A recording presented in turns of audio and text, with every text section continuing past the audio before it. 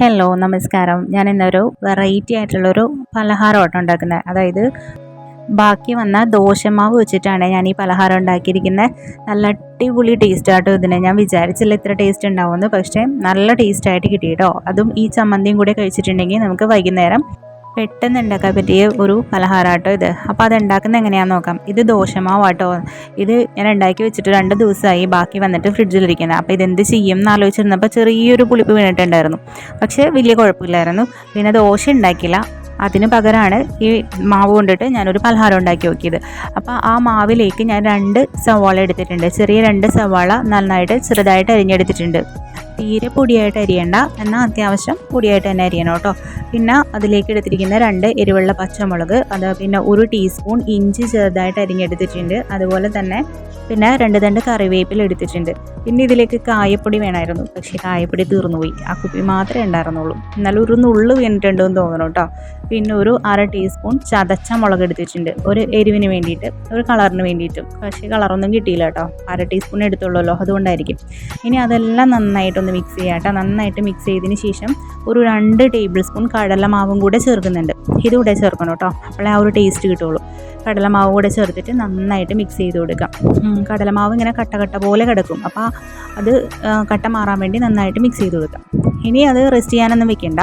ഒരു പാൻ വെച്ചിട്ട് അതിലേക്ക് ചൂടാവുമ്പോൾ എണ്ണ ഒഴിച്ച് കൊടുക്കുക. ആവശ്യത്തിന് എണ്ണ ഒഴിച്ച് കൊടുക്കുക. കുറച്ച് എണ്ണ ഒഴിച്ചാൽ മതി കേട്ടോ. ഒരുപാട് എണ്ണ ഒഴിച്ചിട്ട് ഇത് നമ്മൾ വേസ്റ്റാക്കി കളയണം എണ്ണ കൊണ്ട്. അപ്പോൾ കുറച്ച് ഒഴിച്ചിട്ട് ഇതുപോലെ ഒരു തവിയിൽ കോരി ഒഴിക്കാം.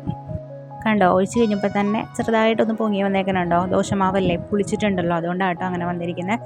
ഇനി അത് നമ്മൾ അതിൻ്റെ മീതേക്ക് കുറച്ച് ചൂടെണ്ണ ഒഴിച്ച് കൊടുക്കാം. പിന്നെ ഹൈ ഫ്ലെയിമിൽ വെക്കരുത്, മീഡിയം ഫ്ലെയിമിൽ വെച്ചിട്ട് തന്നെ ഇത് വറുത്തെടുക്കുക കേട്ടോ.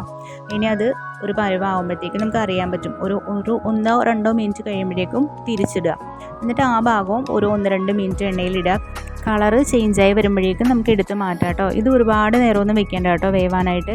പെട്ടെന്ന് വെന്തോളും, കാരണം ദോശമാവല്ലേ ഇത്, അതിനധികം നേരമൊന്നും വേണ്ട. അതുപോലെ നമ്മൾ ഒഴിക്കുമ്പോൾ ആ ഒരു ഇത് മാത്രമുള്ള അതങ്ങ് ബബിള് പോലെ വീർത്ത് വരുന്നുണ്ടോ. അതായത് കളറ് ചേഞ്ചായി വന്നിട്ടുണ്ട്. ഇനി ഈ ടൈമിൽ നമുക്ക് എടുത്ത് മാറ്റാം കേട്ടോ. 2 വശം തിരിച്ചും മറിച്ചും നമ്മളിങ്ങനെ മാറ്റി ഇട്ടുകൊണ്ടിരിക്കുക കേട്ടോ. എന്നിട്ട് വേണം കളറ് ചേഞ്ച് ആകുമ്പോൾ എടുത്ത് മാറ്റാനായിട്ട്. ഇത് ഇട്ടിട്ട് നമ്മൾ എവിടെയെങ്കിലും വേറെ പണിക്ക് പോകരുതേ. ഇത് പെട്ടെന്ന് അങ്ങോട്ട് കളർ ചേഞ്ചായി പോകും, പിന്നെ കരിഞ്ഞു പോകും. അതിനെക്കാട്ടും നല്ലത് അടുത്ത് തന്നെ നിൽക്കാം. അങ്ങനെ എല്ലാം നമുക്ക് ചെയ്തെടുക്കാം. ആ സമയം കൊണ്ട് നമുക്ക് ഇതിന് വേണ്ടിയിട്ടുള്ള ചട്നി റെഡിയാക്കാം കേട്ടോ. അതിന് ഞാൻ മല്ലിയില എടുക്കുന്നുണ്ട്.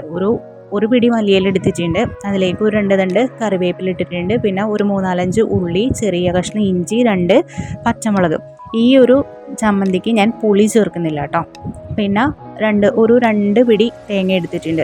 അതായത് ഒരു 5 ടേബിൾ സ്പൂൺ തേങ്ങ ചിരകിയത്, അത്ര മതി. പിന്നെ ഒരു 1/4 ടീസ്പൂൺ ജീരകം എടുക്കുന്നുണ്ട്. ആവശ്യത്തിന് ഉപ്പുമുണ്ട്. പിന്നെ ഒരു പിടിക്ക് പച്ച കപ്പലണ്ടി എടുത്തിട്ടുണ്ട്. പച്ച കപ്പലണ്ടി നിർബന്ധം കേട്ടോ, അപ്പോഴേ ആ ഒരു ടേസ്റ്റ് കിട്ടുള്ളൂ. എന്നിട്ട് ഇതെല്ലാം കൂടി ആവശ്യത്തിന് വെള്ളവും കൂടി ചേർത്തിട്ട് അരച്ചെടുക്കാം. വേറെ ഒന്നും ഇതിൽ ചേർക്കുന്നില്ല, പുളി പോലും ചേർക്കുന്നില്ല കേട്ടോ. പക്ഷെ നല്ല ടേസ്റ്റാണ് ഈ ചമ്മന്തിക്ക്. ഇനി അത് ഒരു ചട്ടി വെച്ചിട്ട് നമ്മൾ സാധാരണ ചമ്മന്തിക്ക് താളിക്കും പോലെ താളിച്ചിടുക. കുറച്ച് വെളിച്ചെണ്ണ ഒഴിച്ചു കൊടുക്കാം. വെളിച്ചെണ്ണ ചൂടാകുമ്പോൾ കടുക് പൊട്ടിക്കഴിയുമ്പോൾ വറ്റൽമുളകിടുക, കറിവേപ്പില ഇടുക. എന്നിട്ട് നമ്മൾ അരച്ച് വെച്ചിട്ടുള്ള ആ ചമ്മന്തിക്കൂട്ട് അതിലേക്ക് ഒഴിച്ചു കൊടുക്കാം. എന്നിട്ട് ഒരു 2 ടേബിൾ സ്പൂൺ വെള്ളം കൂടി ചേർത്ത് കൊടുക്കുന്നുണ്ട് കേട്ടോ. ആ മിക്സിയുടെ ജാറൊന്ന് കഴുകി മാത്രം 2 ടേബിൾ സ്പൂൺ വെള്ളം ഒഴിച്ചു കൊടുക്കുന്നുണ്ട്. ഇനി അതൊന്ന് ഹൈ ഫ്ലെയിമിൽ വെച്ച് ഒരു തിള വരുമ്പോൾ തന്നെ ഓഫ് ചെയ്ത് അവിടെ വെക്കാം. നമ്മുടെ ചമ്മന്തി റെഡി.